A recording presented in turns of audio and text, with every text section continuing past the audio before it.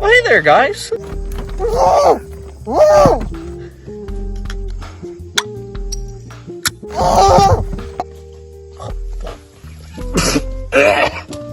it's in my fucking eyes. Fucking son of a bitch! Like, imagine this shit in Soviet Russia. They would not have this. Is this what you want, YouTube? You want me crucified? Yeah. The Amish are in Florida.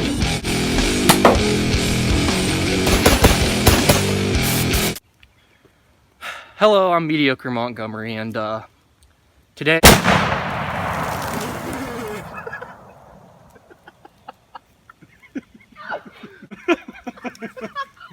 Hello, welcome back to Mediocre Militia. I'm your host, Mediocre Montgomery. The title of this video is going to be like why I think you should be pro-gun, or at least like why you should own a gun. Kinda. I'd say that this is more of a disheveled list of talking points that I kind of thought up while I was watching you shower. I'm willing to bet my waifu pillow and my greasy ball gag that at one point in time you've heard a great-grandparent or a vicious boomer them talking about how they never had to lock their doors back in the day, you know. I'm certain you've heard it somewhere.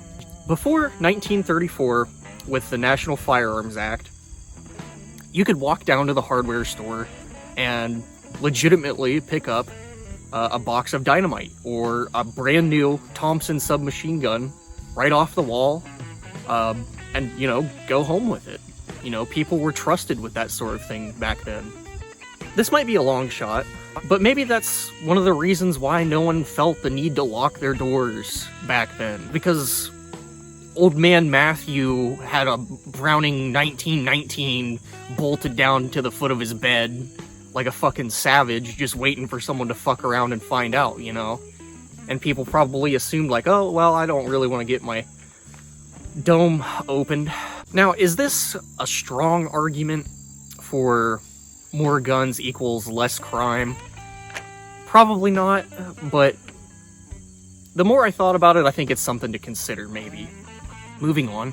So I've noticed this weird paradox, for lack of a better word, with COVID and all of the unfortunate events following the events with George Floyd. I'm certainly not the first one to bring it up or anything, you know. This isn't some sagacious, groundbreaking shit that I just came up with. But it sort of falls along the lines of like the kind of anti-police folks.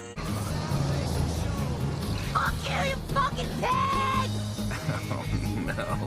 Who then end up like in a world of shit, you know, like in their day-to-day lives. And then who the fuck do they call when shit happens? The police, you know. Like, why would you want them to show up with their tanks and guns, so to say? And, you know, that's fine. You're completely entitled to your opinion. I'm all about freedom of speech. Otherwise, I wouldn't be able to stand here and look and do this. And you also have the right to not carry. But I just don't understand why people would choose no gun and rely on the police. Regardless of what you believe in other than that. I think a lot of the time people are just like, well, that's their job, and they're the professionals, you know. They can show up and deal with it. It's their job to do it. But I think the thing that a lot of people don't really realize is that the cops are human. They're fallible, and in some cases they're just as inept, or even more inept than any, you know, like new gun buyer. Or something, like someone you would think has like zero training. Here's a clip right here of a cop in a gun shop with damn near zero muzzle or trigger discipline because he shoots a hole right through his goddamn hand, narrowly hits some of the other customers.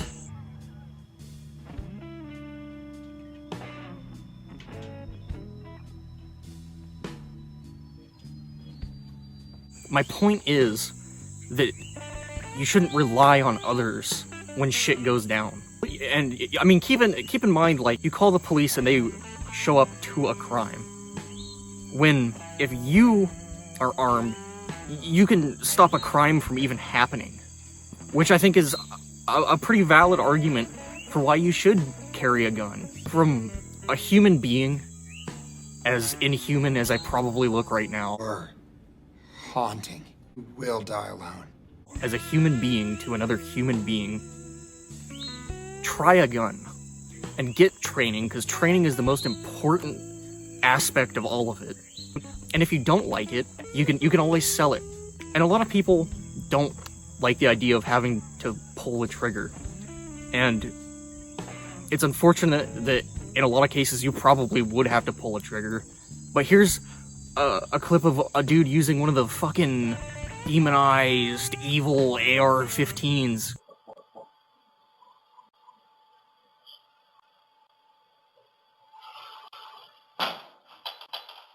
Fuck out of here!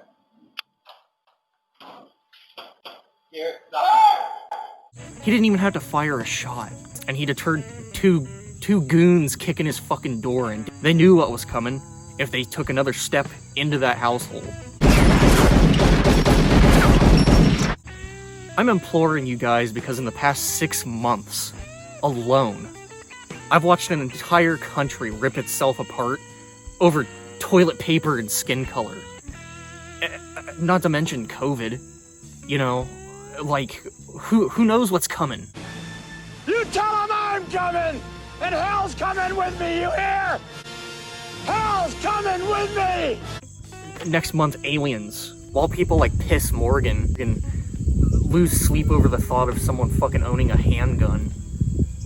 That's disgusting. But how can he look at a spike in firearm sales as a bad thing in a time like this where people are just fucking scared for themselves and their loved ones, as if that's a bad thing? Imagine a fucking mob is coming to kill you and your family, and you never even had the chance to obtain a firearm because a pretentious British fuck bitched about it on Twitter while he hides in his $1 million fucking mansion. He apparently has the fucking authority to stand up and tell you that you can't fucking carry a goddamn 22 on your head. Give me a fucking break. Protect yourselves and protect your families. I'm Mediocre Montgomery. Like, sub, share.